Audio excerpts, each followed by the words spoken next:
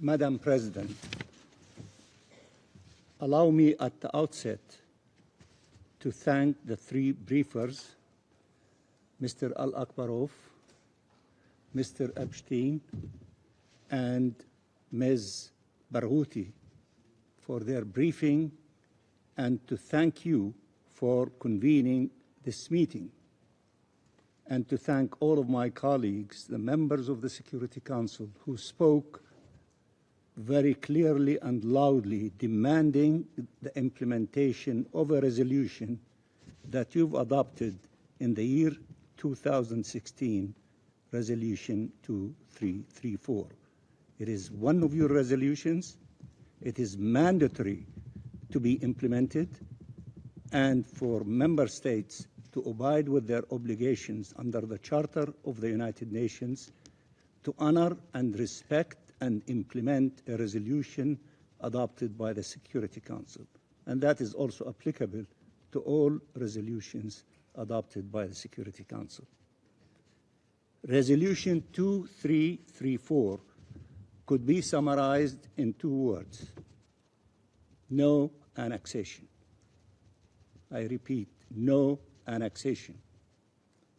It is an expression of the prohibition of acquisition of land by force, a peremptory norm of international law, and a principle enshrined in the UN Charter, a principle reaffirmed by the International Court of Justice in its 2024 advisory opinion, in which the court concluded, and I quote, "The sustained abuse by Israel of its position as an occupying power through annexation and an assertion of permanent control over the occupied Palestinian territory and continued frustration of the right of the Palestinian people to self-determination violates fundamental principles of international law and renders Israel's presence in the occupied Palestinian territory unlawful." End of quotation. Madam President, Israel has decided to entrench its occupation rather than bring it to an end.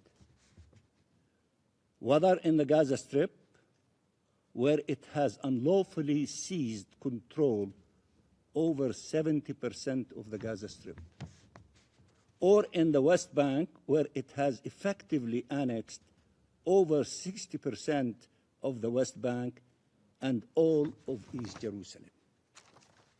This is not only illegal, it is also contrary to President Trump's plan and Resolution 2803, which explicitly state there should be no occupation and no annexation, and it aims at blocking the promised pathway for Palestinian self-determination and independent statehood. Prime Minister Netanyahu declared once again in recent days, and I quote, "Between the sea and the Jordan River, there is no room for two states." End of quotation.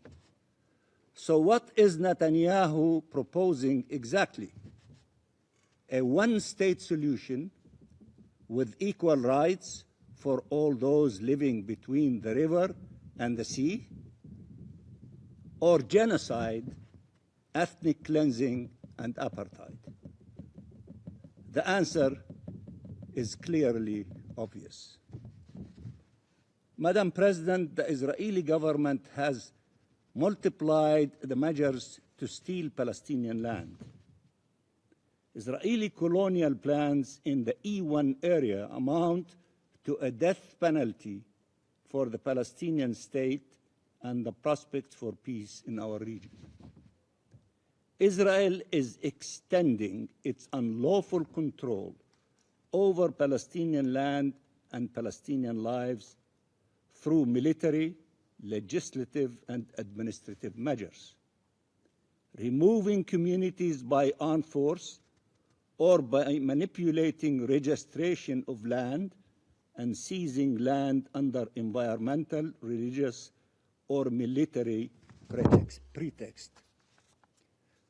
The so-called sovereignty road known worldwide as the apartheid road and now rebranded by the Israeli government as the fabric of life road is designed to normalize colonization and annexation and the confinement of Palestinians into more and more narrow areas surrounded by settlers and occupation forces.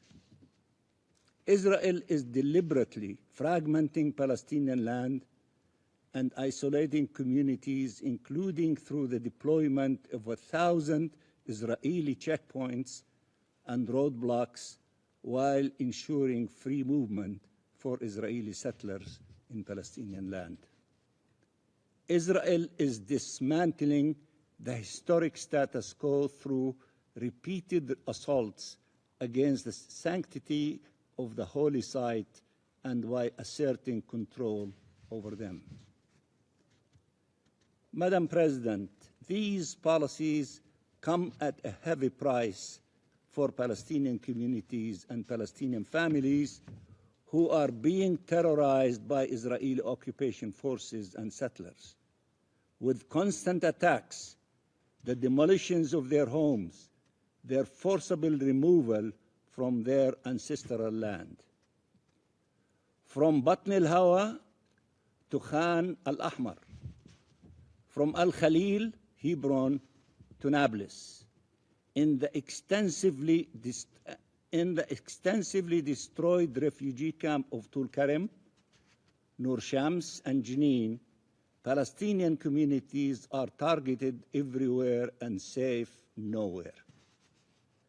Palestinian civilians are denied their most fundamental and their most basic rights and are deprived of the protection they so desperately need. Madam President, it should be clear that all those taking part in this illegal occupation and unlawful annexation are liable, whether the Israeli government and its officials, or foreign governments, financial institutions, businesses, entities, or individuals, and they should be held accountable. The ICJ has clearly identified not only Israel's obligations, but as importantly, the obligations of third states and other parties under international law, including the obligations of non-recognition, non-assistance, distinction, respecting and ensuring respect for international law, promoting the right of the Palestinian people to self-determination, and ensuring that any implementing result from Israel's illegal occupation to the exercise of this right is brought to an end. In this regard, we warn countries, businesses, entities, financial institutions, and individuals that undertake any action that amounts to recognition or assistance to Israel's illegal occupation and annexation of Palestinian land, including East Jerusalem, and call on all states to uphold their obligations. Madam President, Israel's attack against the Palestinian Authority is an integral part of its attack against Palestinian presence in our ancestral land and against the independence of the Palestinian state. The withholding of Palestinian tax revenues is not only illegal and part and parcel of stealing our resources, whether financial or natural, it aims at the collapse of the PA and constitutes as such a threat to peace and security given the political, social, and human ramifications and the impact on regional stability. It must end. Madam President, in conclusion, The international community as a whole rejects annexation of Palestinian land. This was evident in the expressions of this Council, including the closed meeting recently, in which the 15th of you stated clearly that you are against annexation. Whether in national statements today, rejecting annexation, or in the resolutions of this Council, in the European Council conclusions, or the joint statement by the United States and the Gulf Cooperation Council adopted a few days ago, and also as the Ambassador, distinguished Ambassador of Pakistan, reminded us of the latest declaration of the Committee of 8 of Foreign Ministers of the Arab countries and the Muslim countries. And yet, annexation is underway at a faster pace than ever, more publicly than ever. Israel is defying the international community and is denying international law. Annexation is an act of war. It kills all peace efforts. It cannot be bargained with. It must be stopped. The time for condemning and rejecting annexation is over. Now is the time to end it once and for all, and to choose resolutely the path of Palestinian self-determination and independent statehood, and respect for the sovereignty and territorial integrity of the states of the region, including Palestine, Lebanon, and Syria, towards shared peace, security, and prosperity in our region. I thank you, Madam President.